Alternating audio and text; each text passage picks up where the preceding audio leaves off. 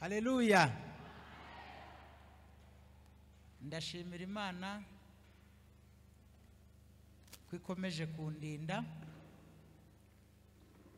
kandi ko yamboneye umwanya muri iki giterane. Yari yarambwiye ko impaye ijambo mu ruhame rw'abagabo. Mwamvugira ngo amen. Mfite amakuru aturutse ahantu hizewe. Ntabwo napfuye kuza gusa. Mfite amakuru. Yambwiye ngo mbabwire ngo iyo musenga mutayibona yicaye hano.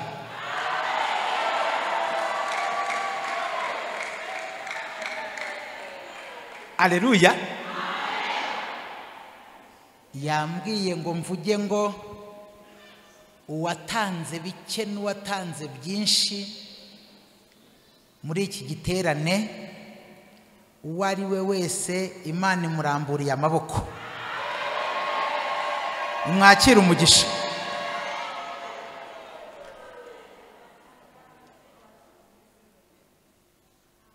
Hanyuma mwebwe abantumyeho kandi neza, irambwira ngo abantu baragambirira ariko gusohoza ni ukwayo. Ako murakumva? Abantu baragambirira ariko gusohoza ni ukwayo. Ako murakumvise? Ngo mugiye gushyingira abakuru bakuze cyane,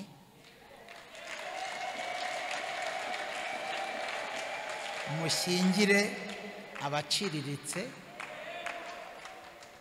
mushyingire n'abazongererwa imyaka na minisitiri.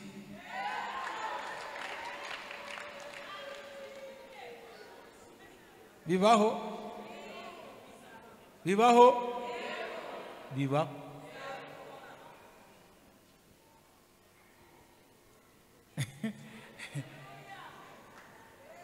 Mfite amakuru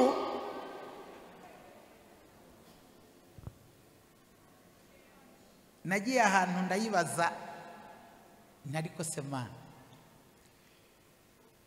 imyaka 50 umuntu aririmba. Ngewe 50 niyo mfite y'amavuko, ubwo ngana namwe nimushaka mu nkunde cyane. 50 niyo mfite. Yubire nziza. Urakoze. Hanyuma rero hari abapfuye batakiriho. Murabyemera? Hariho nabo Satani yatunyaze arabatwara, na n'ubu ntibaragaruka. Mu makuru mfite nuko Imana ishaka kugarura abo Satani yanyaze, mukabona abantu babaye muri korari kera baretse inzoga, baretse itabi, baretse kubandwa, baretse guterekera, bakagaruka ku ntebe zabo.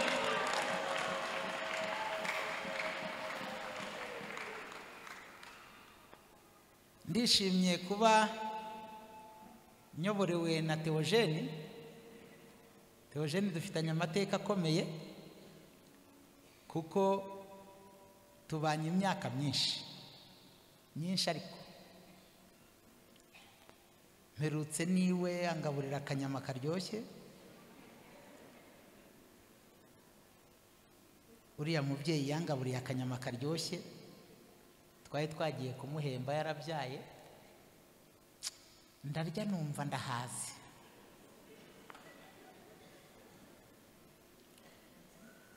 Ndishimye rero kuba ari uyoboye iki giterane.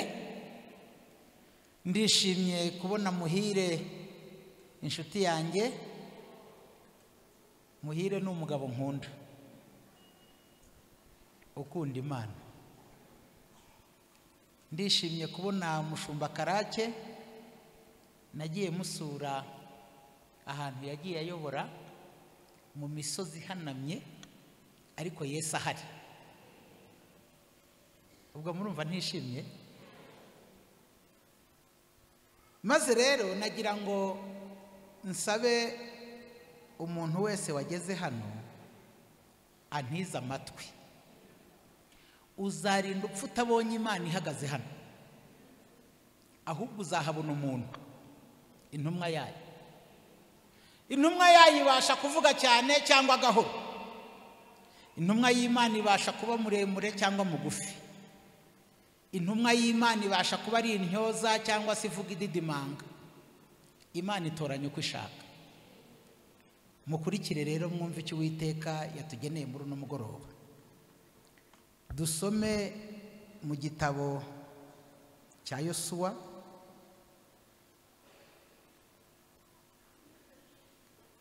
ndashaka sinagushyingiye ejo bundi, ngwino hano, ngwino usome. Uyu muhungu namushyingiye umugore mwiza. Ugiye gusoma muri Yosuwa, dore nushaka usoma hano hateguye kuko warize. Yosuwa ibice 6, urasoma umurongo umwe wa 26. Akira. Yego. Amaso yawe aracyari mazima. Kaho soma. Icyo gihe Yosuwa arabihanangiriza, ararahira ati, umuntu uzahaguruka akajya kubaka uyu mudugudu w'i Yeriko avumwe imbere y'Uwiteka. Igihe azubaka urufatiro rwaho azapfusha imfura ye, n'igihe azahaterera inzugi n'amarembo azapfushe umuherezi we. Soma neza nk'umugabo. Icyo gihe Yosuwa arabihanangiriza, ararahira ati, umuntu uzahaguruka akajya kubaka uyu mudugudu w'i Yeriko avumwe imbere y'Uwiteka. Igihe azubaka urufatiro rwaho azapfushe imfura ye, n'igihe azahaterera inzugi z'amarembo azapfushe ubuhererezi we. Twagiye dusome mu gitabo cya mbere cy'Abami ibice 16 umurongo umwe wa 34. Igitabo cya mbere cy'Abami ibice 16 umurongo wa 34. Umurongo wa 34. Ku ngoma ya Ahabu w'i Beteli yubaka i Yeriko. Igihe yubakaga urufatiro apfusha umwana we w'imfura, Imana itubabarire rwose, witwaga Abiramu. Ashize ibikingi by'amarembo apfusha umuhererezi we witwaga Segubu, nk'uko Uwiteka yari yaravuze abivugishije mu kanwa ka Yosuwa mwene Nuni. Imana itugirire neza. Urakoze. Yesu ashimwe. Yesu ashimwe. Mukunda ijambo? Mukunda ijambo? Dusomye ijambo rikomeye ritugezeho muri uno mugoroba.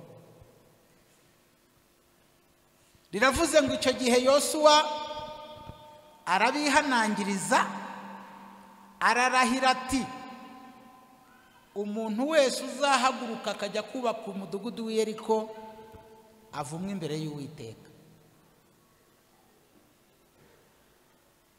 Igihe azubaka urufatiro cyangwa se urukuta azapfusha imfura ye. Nashyiraho porutaye apfusha umuhererezi we. Biragiye bisohoreye ku mugabo witwa Hiyeri wari utuye i Beteli.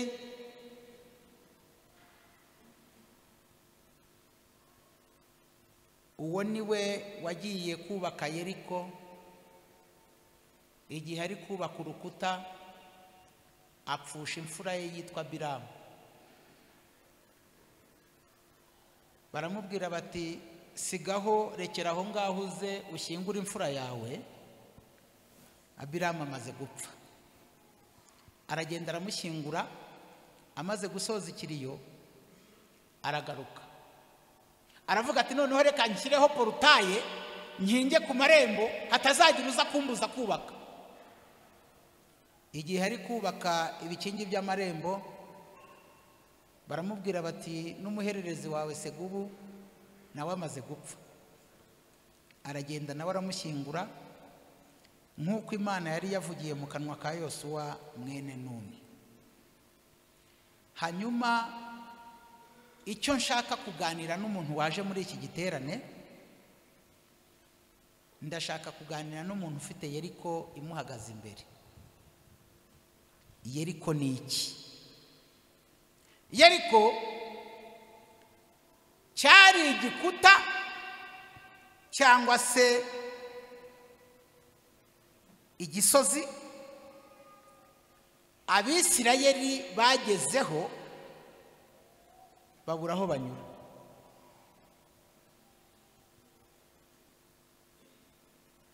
Yeriko ibasha kuba ubupfakazi, Yeriko ibasha kuba ubupfubyi, Yeriko ishobora kuba ari ubushomeri, Yeriko ishobora kuba ari ukuba wejejwe ku mutima ndetse no mu mufuka hose wejejwe. Yeriko ibasha kuba umurozi muturanye, nta nubwo tukibita abarozi, tubita abatica. Ni abatica, twarababatishe kuko ni abacu. Yeriko ibasha kuba ubitse diplome mu nzu ebyiri cyangwa eshatu, ariko ukaba nta muntu wakubwira ngo ndi ku rwandiko ngo uhe amafaranga 500. Iyo bayita Yeriko. Subwo bamwe ntimwatangiye kwiyumva? Ntimwatangiye kwiyumva? Yeriko ibasha kuba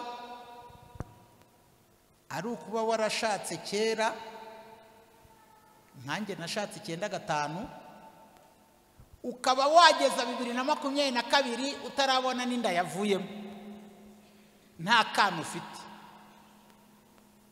Iyo Yeriko iroroshye? Irakomeye. Yeriko no muri iyi dini zirimo, kuko ubasha kuba muri uru rusengero ukaba utahabwa mikorofone nk'iyi ngiyi kandi bataragutenze, witwa umukirisitu, ariko ntuyikoreho kubera ko ufite Yeriko.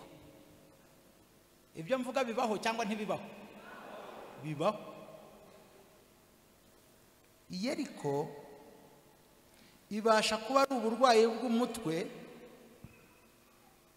ujyana muri sikaneri bakareba bagasanga uri muzima,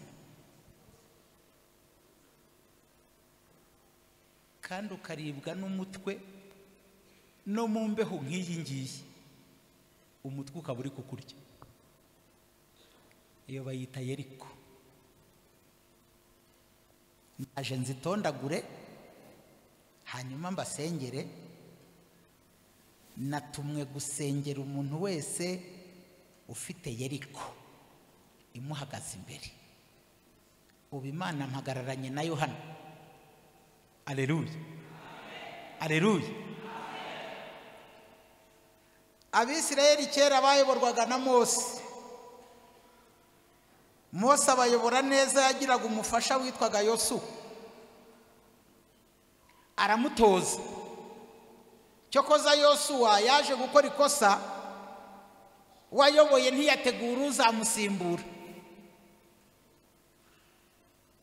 Hanyuma Mose amaze gupfa cyangwa se gutanga, Imana ibwira Yosuwa wamufashaga, iramubwira ngo yobora ubu bwoko uzabugeze i Kanani. Aha rero bari mu rugendo bajya i Kanani. Baza guhura n'ikibazo cyitwa Yeriko. Iyo Yeriko abantu benshi bayivuga ukwinshi, ariko nanjye ndayivuga uko nyizi. Yeriko cyari ikintu cyubakishije ferabeto, amabuye na sima gikomeye, kandi cyagiraga uburebure bwa metero 60, kikagira umubyimba wa metero 3. Kuri metero 3 ikamyo yanyuraho. Bageze Yeriko, Imana irabitegereza, ibwira Yosuwa ngo itangazo. Babwire bafunga umunwa, ntihagire uvuga, ahubwo bazenguruke kangahe? 7 bacecetse. Hirya ya 7 bazaririmbe, batera indirimbo, ariko nta uvugana n'undi. Burya Imana izi ubwenge. Hanyuma rero batangira kuzenguruka.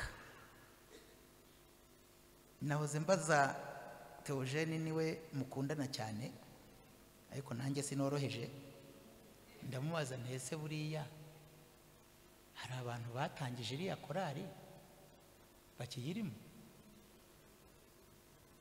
Arambwira ati birashoboka ko barimo, ati kuko ubanza n'umushumba Karake yarayiririmbyemo, yaridirije yampaye nkabo. Ubwo ni muri kangahe se bahu ko ndeba kuzi?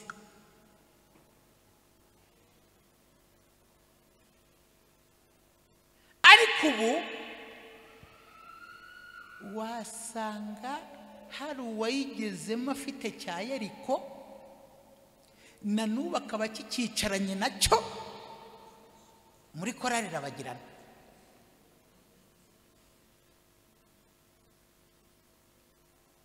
Kuko naririmbye imyaka 15, ariko hari imyaka nk'3 nabaga muri korari mfite inkweto yarobotse munsi. Twajya kuvuga ubutumwa muri konseri, nagira ingorane, imvura ikagwa, amazi yo mu nzira yose nkayatwara, nkakandagira bivuga ngo twaje twaje twaje twaje twaje. Nta wabimenyaga.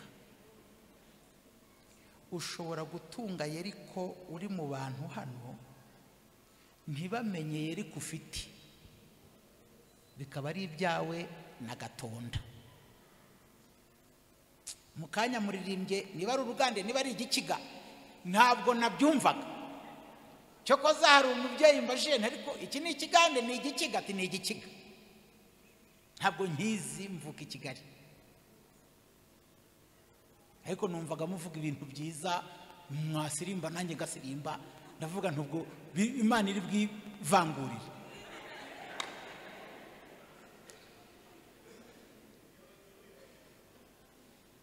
Ndashimira Imana yuko iyo Yeriko y'icyo gikweto cyari cyararobotse, ubu Imana yayinsindiye.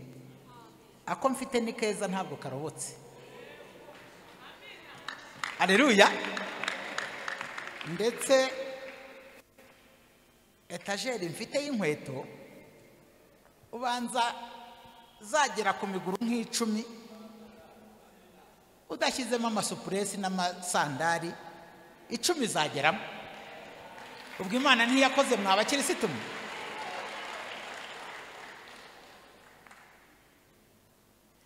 batangira kuzenguruka bivuze iki? bivuze gusenga. ubu hari abazengurutse hepfo hari amazi abanyakigali tujya tuzaho ku Isumo, ariko barazenguruka bakebutse Yeriko basanga iracyariho. Kanyarira ya Muhanga uhereye hasi kizabonwa kuri Yesaya 59 umurongo wa mbere. Sinzi uwajyanye irange ry'umweru yandika ku ibuye. Aho naramanutse ndazamuka ndakambakamba ngezemo hagati, ariko Yesu we ubu uri murandeba. Aricecekera, ntabwo avuga buri munsi, si radiyo.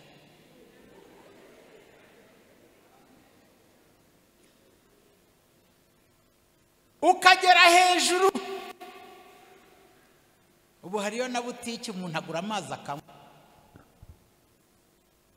ariko ushobora kumarayo 7 wagera mu rugo ugasanga Yeriko iracyariho.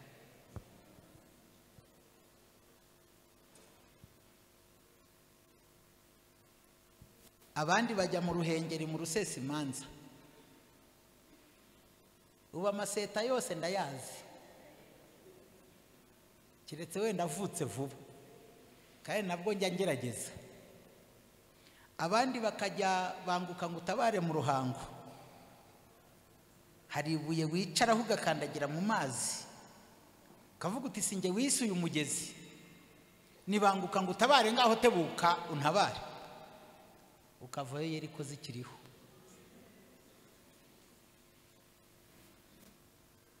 ejo ukajya ikinzanye ukazamuka Ruciranyeri ku Gikongoro. urahazi urenze Inzega ugakata ku rusengero rwo ku Gitwa ukazamuka hejuru mu Ishinge userebeka ukubita akabuno hasi, ariko ukagerayo. ukaharara bugakeje ukahirira, ariko Yeriko wataho ugasanga ziracyariho. ntacyo nta no kwiyasa. ngo barazenguruka noneho bakarebana, bakibuka ko Imana yavuze ngo baceceke ntihagire uvuga. burya iyo ibemerera kuvuga bari gucana intege. ngo barazenguruka we. ubu twarazengurutse tugera muri Murya epfo ugana mu Bugarama. uva kuri kaburimbo ukagenda amasaha 2 uri umugabo, ukagera mu ishyamba rya Pinusi ryamanutse rihunguka hakamera nko kuri matera, ukabanza ukaryama ugasinzira ukicura. uti Murya we urabirye. ukahamara 3-4 wagera mu rugo ugasanga Yeriko ziracyariho. iyi Mana rero iyo ishaka kuzakugeza kure hashoboka, igukura kure hashoboka.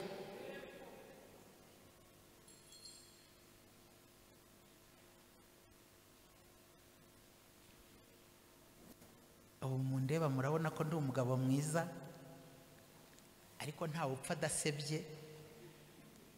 njya kurongora nikopesheje umukobwa, ubwo abandi bikopesha isukari n'umuceri, njye nikopesheje umukobwa.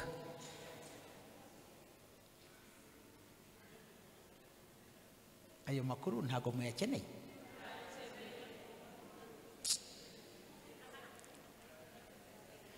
bumvise ko nikopesha basekera icyarimwe, fanta zibaca mu mazuru, umusururu baca mu mazuru, bariruka barampunga. iyo si Yeriko pasite? wowe ngo barakubenze, njye naramubonye mbura uko mugira.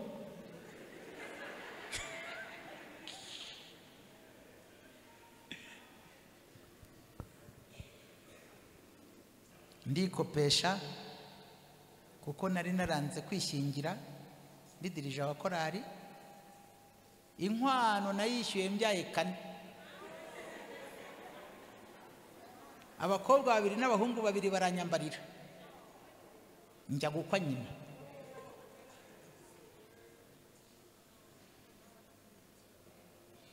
Yeriko muri kuzumva munkurikire twiki.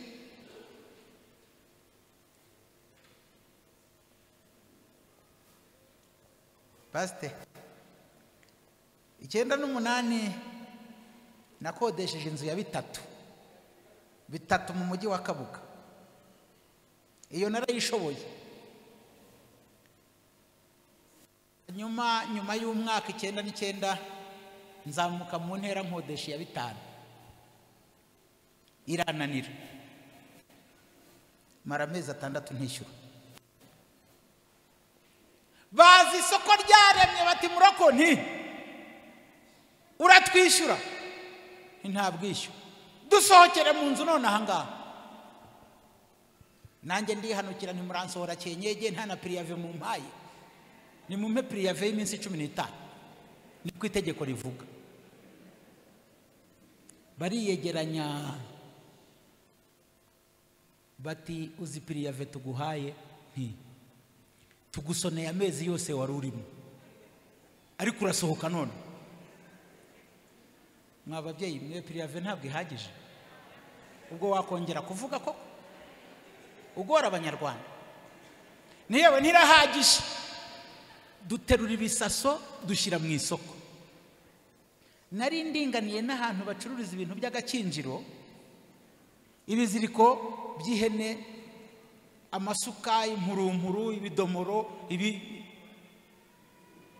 ibintu byose by'amahema ishyira mu isoko. Mbwira umugore ntigenda ujye kwihisha hariya. Hanyuma rero umuntu wa mbere yaraje atese iyi ntebe ya sheze nangahe, ntisingurisha. Ati cyore ntabwo ugurisha waje mu isoko, ibya Yeriko zanjye se yarabyitayeho. Uwa kabiri ati iyi materi zinze nangahe, ntisingurisha. Ati cyore ntabwo ugurisha watanditse. Kumva uko mpakanira abakiriya, mayibobo zanyuze inyuma zirimo zirabikurura. Nka kubita mayibobo ngahakanira umukiriya, nkubita mayibobo mpakanira umukiriya. Darakarasisi we. Kandi abari guhamagarwa n'Imana mutega amatwi mbabwira. Ninjye wari ufite gahunda yo kwigisha amateraniro aba kuwa 5 saa 9 iwacu Kabuga. Ninjye wari uri kuri Woreri. Uburo muri iyi dini habamo abanyamakuru sinzi uzabahemba uwo ari we. Barahise bati kwa Edward byakomeye n'akanwa gusa gasigaye. Izuba riranyica, inzara iranyica, Yeriko iragenda iyanjye ubanza yaragize metero 300. Munkurikire. Hanyuma isaha ya saa 7 nibwo nagiye kubona mbona agaheregisi kazamutse mu isoko hagati, karaza gatera rivanse ahantu narindi,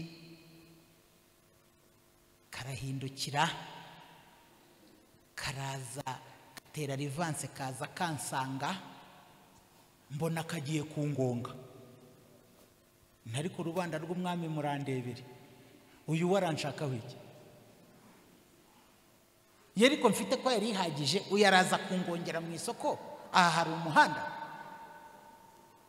Arakomeza atera rivanse aza nsanga. Hamwe sinjye wakuzanye. Arangije akuramo umutwe gutya muri Heregisi arandeba, turawe duwaninda, ati ubuse wamenye? Ni ntago nakumenye. Ati ndi mwene so twarasenganye, namenye amakuru yawe, shyira ibintu mu modoka uze njye kugucumbikira. Nibe nawe shaka, turayora dushyira mu modoka. Nuko aranjyana ngeza mu gipangu cye, arambwira ati mbwira amezi wari urimo. Nti ni 6. Ati ubu nanjye ndagucumbikira amezi 6, azashire wabonye aho ujya. Ntacyo. Igihe turi gutera igitanda na matera, numva inzogera mu mutima ngo amateraniro. Mbwira umugore nti ndebera agakote kataracu katishifonye nshyire mu bitugu njye kuvuga ubutumwa. Ati se ko nshyize imbabura amazi y'igikoma cy'abana waretse ugasomaho? Ntoya, utayikoranye ntayishira, reka ngende. Ndagenda nicaye kuri aritari. Ubu naje kera muri iyi dini mfitemo imibyizi myinshi. Nicaye kuri aritari numva muri korari bari kumvuga. Bazakuvuga ubumva kugira ngo bazaguhisha. Uraho mvuye ko? Komera mvuye ko? Bazakuvuga ubumva. Numva bari kuvuga ngo dore duwari disi, ngo harya niba uratwigisha uyu munsi, ngo se buri yarigisha hehe n'ukuntu batubwiye ko yirukanwe mu nzu ibisaso biri mu isoko, ngo cyo koza buri yaratwigisha muri Yobu. Niwe twumvise wahuye n'ibigeragezo byinshi, babivuze mbyumva. Nanjye ndabahima ntabwo nigishiye muri Yobu. Nasomye mu Baroma ijambo rivuga ngo umusaraba kubarimbuka n'ubupfu, ariko kuri twebwe abakizwa n'impano y'Imana. Topic cyangwa teme cyangwa insanganyamatsiko nigishaga umusaraba. Ndahindukira ndababwira nti buriya rero imisaraba iratandukanye. Hari abikorera umusaraba w'igiti kibisi, hari abatwara uw'igiti cyumye, hari n'abikorera uw'icyuma. Mbabwira ukuntu inyabihanga hariya Yesu yabambwe, burya hari indi misaraba y'insuzugurwa, hakaba n'iy'abafemasi birangirira. Umusaraba w'insuzugurwa wabagusongoye bakawunyuza mu kibuno ugahinguka mu mutwe. Abagore batigeza aho tutabirota duwari, geza aho ngaho tutaza kubirota. Mbabwira umusaraba wigondoye bagushyiraga ku musaraba, ubwonko bukazasohokera mu mazuru ugashenyera ku musaraba, batigeza aho. Ndanje ndababaza ariko umusaraba nahuye nawe uyu munsi mwawumenye? Bati twawumenya, ahubwo tubwira aho usize umugore n'abana. Ntinabonye inzu nzaba mw'amezi 6. Batayi ntimuceceke muzavuza impundu ntabarutse. Nari ntunze Yeriko itoroshye. Reka nibwirire umuntu wabuze ubwishyu uyu munsi cyangwa se uri gukodesha yuko Yeriko igihirima umuntu akagera i Kanani. Aleluya. Ntabwo ngikodesha, ntahe iwanjye.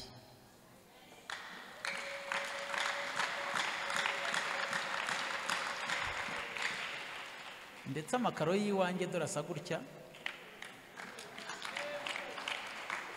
kandi inzu yose irimo amakaro, ni no ku muhanda. Yeriko yararangiye yo gukodesha, ntabwo mfite inzimu, ni amazu, ntabwo ari inzimu. Ubu noneho ndataha nkavuza ihoni, umuzamu agakingura,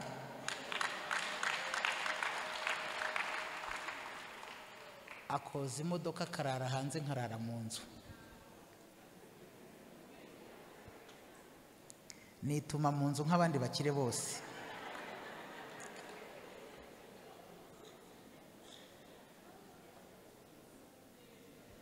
Ubu ndi kuri regime, ntabwo wareza imibi idahari, kuko mu minsi yashize nari mfite ibiro 115, mureba uko ndeshya uku. Ubu rero mfite 84, murumva ko ndi kuri regime yanyobotse. Ubu nasimbuka nkagera aho nshaka. Ubwo murumva Yeriko ntazizi, murumva ntayizi, kandi ubwo mvuze duke, utundi nzatuvuga ejo. Nta urangiza ubutumwa bwiza. Hanyuma rero ngo barazenguruka bagera ku nshuro ya 6, nta n'ikivungu kiravungukaho. Ku nshuro ya 7 baratera hejuru bararirimba. Jya uririmba, utere hejuru uririmbe, wasa muririmbi, kuko kuririmba kwatumye Yeriko zihirima. Ngo bagiye kubona babona buri wese haguye imbere ye. Ntago byaguye bibasanga, ahubwo byaguye bibahunga, babica hejuru baratambuka. Yosuwa yitegereje asanga Yeriko ntabwo isemwe n'imirindi yo kuzenguruka, ntishemwe n'urusaku rw'indirimbo, ahubwo ishemwe n'Uwiteka. Yosuwa arayivuma, aravuga ngo Yeriko we, umuntu uzongera kukubaka azapfusha imfura ye. N'uzubaka ibikingi by'amarembo azapfusha umuhererezi we. Gupfusha imfura n'umuhererezi ni ukumaririza, nta kiba gisigaye. Hanyuma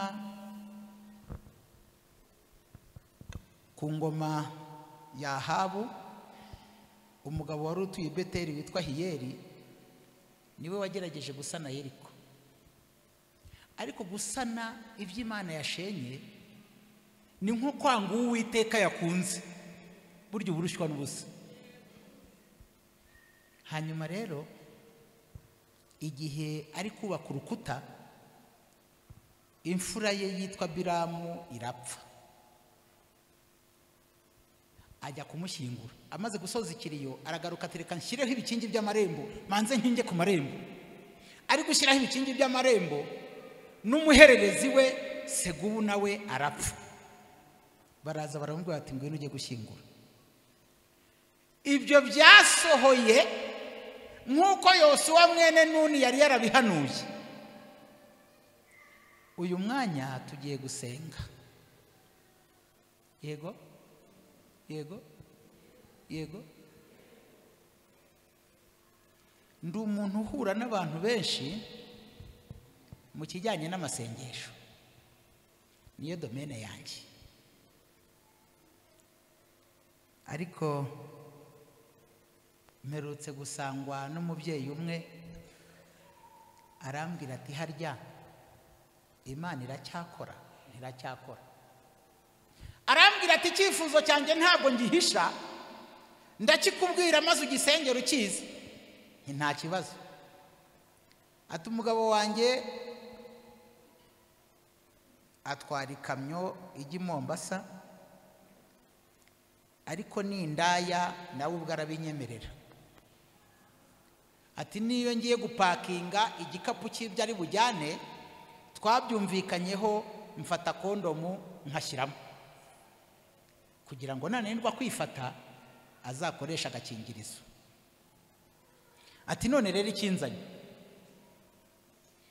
ejo twaratemberanye akajya ambwira ngo uriya ndamuzi, n'uriya ndamuzi, n'uriya ndamuzi. Ati akagira ngo ari kuvuga ibintu byiza, kumba ari kunjomba igisongo mu mutima.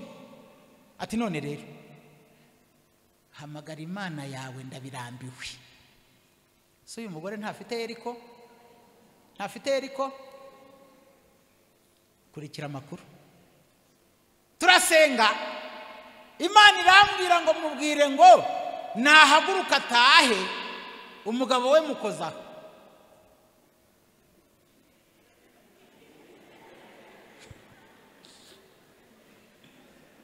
Atugize ngo iki duwari? Ntihaguruka utahe, iravuze ngo imukozaho.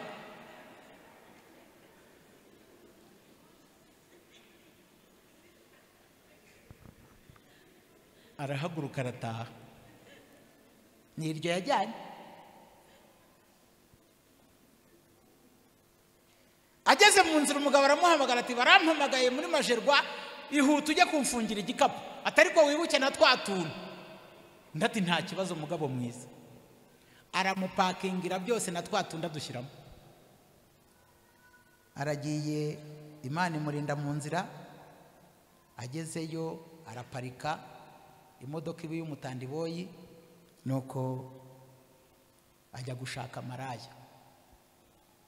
Arishyura, agiye gukora igikorwa, acika intege, aratutubikana, arahanuka yikubita hasi. Umugore ati bigenze bite? Undi ati sinzi bimfashe. Ati banza uruhuke. Araruhuka, ariko Imana yari yakoza. Arongera aragerageza ijoro ryose, wapi, yatashye zero. Umugore aramubwira ati ntayo ngusubiza kuko naguzemo inkoko yo kugutekera. Undi ati nta kibazo. Araseba, arataha. Undi munsi asubira ahandi. Naho biba gutyo. Undi munsi asubira ahandi. Naho biba gutyo. Yarinze ataha iyo safari ntacyo akoze. Atahanye umuceri, atahanye amasamaki ababuye y'imikeke, atahanye nido, atelefone umugore ati ndaje. Undi turakaza mugabo mwiza kibasumba myugariro. Heko mujye mumenya n'imitomo.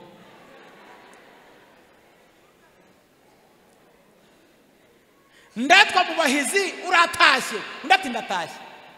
Uje asa amahoro. Undi ati nje amahoro. Araza atura ibintu mu rugo, amuhaye amazi arakarabye, bagiye kuryama iwe biremera.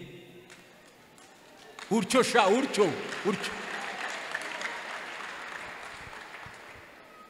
Noneho abagabo tugira urutwe rukomeye. Akajya baza umugore atari ko se uru rugendo koko waransengeye? Undi ati naragusengeye, haleluya. Uzanye umuceri, uzanye amakara, uzanye imikeke, abana barishimye, na nido bari kunywa, naragusengeye. Umugabo akamureba, tubanza waransengeye koko.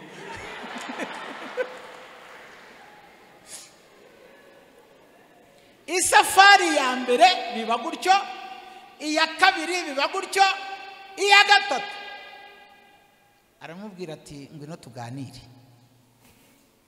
Ati niba ari isengesho wasenze simbizi. Byose abimusubiriramo uko byabaye.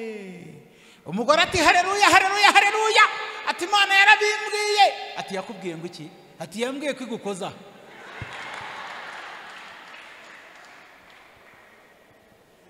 Ati rero yarahakoze, shima Imana. Atari kuzanjyane kuri uwo muntu yavugishije, nanjye mushimire. Nuko aramunzanira, nanjye asanga mfite amaso yandi atari amanyarwanda. Ndamureba mubwira byose, mutura ku musaraba, aratura ndamusengera. Umugabo abwira umugore ati tuzajyane mu rusengero, untegurira kenda. Asanga yamutegura ikositime y'ubururu, yashyizemo ishati ya buresiyeri. Undi atese kumpaye ikositime, nzambara kositime, pasiteri yambara ikositime, urumva bibaho? Undi atuye n'abakristo barazambara. Arayambara, aramuherekeza, baricarana nka hariya. Maze haza umuhungu uzi gufura umwamba, karasa agakubita mu cyico, aramuviza neza. Umugabo atangira kurira. Umugore atubaye iki? Undi ati mvaho. Ubwo se urabona ntafashwe? Cyampa Imana ikagufatira ntuza. Nuko bahamagaye abihana, araza arapfukama.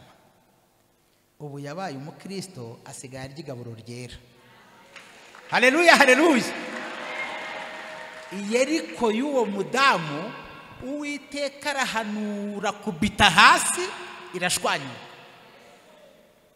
Uyu mugoroba ndagira ngo umuntu wese ufite cya Yeriko kimuhagaze imbere ntazi ahaguruke musengere, ufite ikigoye cyane yihuta ahagarare hano, ufite ikimuzonze cyane yihuta ahagarare hano.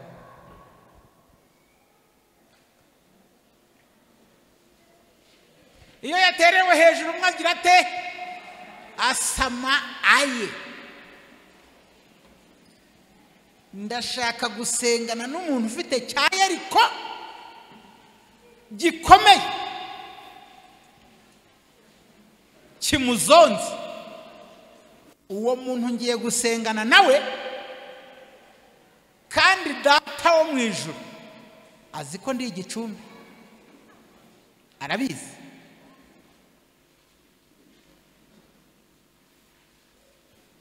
Uzi ko mperutse guhura n'umukristo w'umugabo, umugore yisimbwa. Wa mugabo kwitwa imbwa n'umugore wishakiye mubyaranye kane, hari Yeriko isumba iyo byi. Nsanga ari kurira, nese ati umugore yanyisimbwa. Twicara turaganira, ndamubaza nti ariko se ubundi ufite inzu? Arambwira toya, ati inzu mbamo ni iy'iwabo w'umugore. Ku mutima nturi hafi kubayo, ni ku mutima ariko niko nabivuze. None se mucana gatodowa, mucana amashanyarazi, mucana iki? Ati ducana amashanyarazi ariko tumaze gatatu nta unite ziri muri cash power, byarazimye. Ubwo yabuze n'agahumbi ko gushyiramo. Abana se bararya bagahaga bagasigaza. Ati n'ubu hari uri mu bitaro umazemo iminsi 4 arwaye, urimo serumu, ariko nabuze ingemu yo kumugemurira. Nkura 5 nari mfite mu mufuka ntakira, ingemu ndayiguhaye, mbona akeye mu maso. Igihe twicaye aho ngaho hari umugabo wamuhamagaye, ati ko namenye kuri mu bitaro nkaba ntabonye uko nkugeraho, ka message kuri mitiyu nako kuri mobile money k'ibihumbi 10 wakabonye muri telefone. Ndati sinarebye. Arebye abona yagezeho, akomeza gucya mu maso. Igihe turi aho ngaho ndaramuhamagara ati nkohereje 15 by'ingemu, nyabune kunsurira uwo mwana. Mbona umugabo atangiye gucya. Ubwo cya Yeriko kiri kugenda gihirima, yaratunze. Aravuga ati duware ndatashye, ntabwo umugore yongera kunyita imbwa, ngiye kubanza nshyira umuriro muri cash power atahe habone, kandi ngiye kugura akanyama nteke nge murira umwana kwa muganga. Iyo Yeriko yari yoroshye. Mukristo waje gusenga, mushumba waje gusenga, umuntu wese agira ke gahondesho. Ibyo mvuga bibaho cyangwa ntibibaho? Umuntu wese agira ke gahondesho. Umuntu wese atunze Yeriko imuhagaze imbere, ariko itangazo rivuye ahizewe nuko iki giterane Imana ikizi. Haleluya. Iki giterane Imana irakizi, yambwiyeho byinshi. Nagira ngo uyu mwanya dusengere Yeriko ziguhagaze imbere, kandi uwangiriye neza nawe ntabwo yakwibagiwe. Yego kirazira ubundi muri pedagogy kwigisha utarizi. Muzareba abantu bose bicara hariya, cyangwa abantu bose Imana iri kubatumaho, turi kujyana bose Imana yarabakaranze bakaranga ipfundikiye. Imaze kubakaranga irabahagurutsa ngo mugende muvuge. Kirazira kwigisha utarize, sibyo wanzahukewe. Asiya, ngwino hano usenge. Ngwino usenge, hari Yeriko nyinshi zaridutse imbere yawe.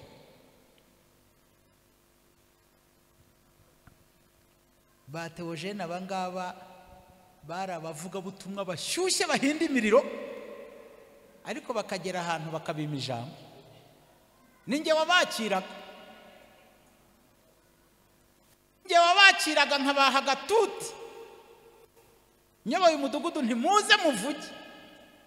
Hari aho babimaga ijambo kubera Yeriko zari zibahagaze imbere. Nagira ngo uyu mwanya igira hino madamu, erega buriya iyo umugabo ari pasitoro, umugore aba ari umushumba. Uvuga Imana wabonye, yego yego, usenge iyo wabonye, ubwira Imana uti Imana ko nakubonye muri ibi n'ibi, nkakubona igihe iki n'iki, ntabwo watabara uyu muntu. Uyimvugire neza mu isengesho. Ni wowe Imana igiye gukoresha kugira ngo usengere aba bantu. Kandi bakristo, nagira ngo mbabwire yuko Uwiteka azi ikibanza n'igiheruka. Uwiteka yabonye ibyo urwana nabyo, kuko n'ubu ngubu waje uvuga uti Imana wambabariye ukavuga ku byanjye. Ubu se ntibivuzeho? Wambabariye ukavuga ku byanjye. Itangazo nuko Uwiteka ahiritse Yeriko, kandi tuzagufasha gushima.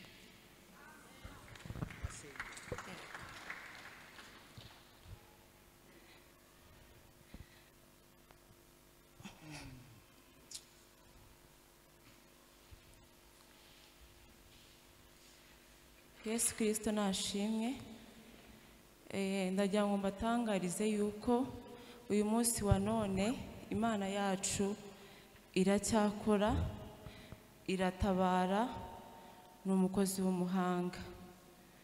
Mugire icyizere, ibyo mwavuganye n'Imana ko no kubikora izabikora. Ndi umugabo wo kubihamya. Imana yacu irakiza, Imana yacu iragabura,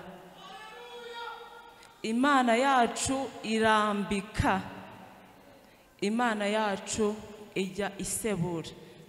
Iyo umuntu yasebye, Imana igira gutya ikamukorera ibikomeye.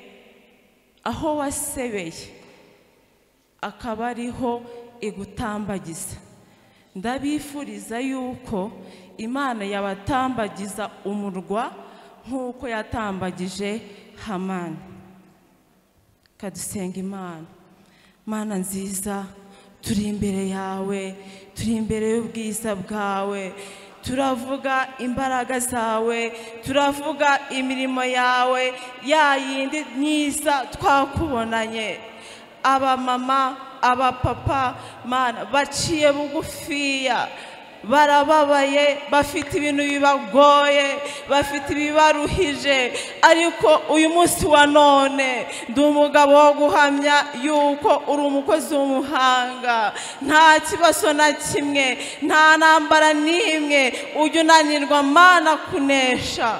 Uri umukozi w'umuhanga. Hejuru y'imbaraga zawe, hejuru y'ubushobozi bwawe, hejuru y'ububasha bwawe, nta yindi Mana ihari, nta zindi mbaraga zihari. Mana urihagije, urihagije, urihagije, uri umukozi w'umuhanga. Uyu mwanya ndasengera abantu bari hano baruhijwe n'ubukonde. Mana ndasengera abantu babuze ubwishu yuko wabishyurira inzu mu gihe batarabona izabo, ugakomeza ukabishyurira kugeza igihe bazabonera inzu zabo.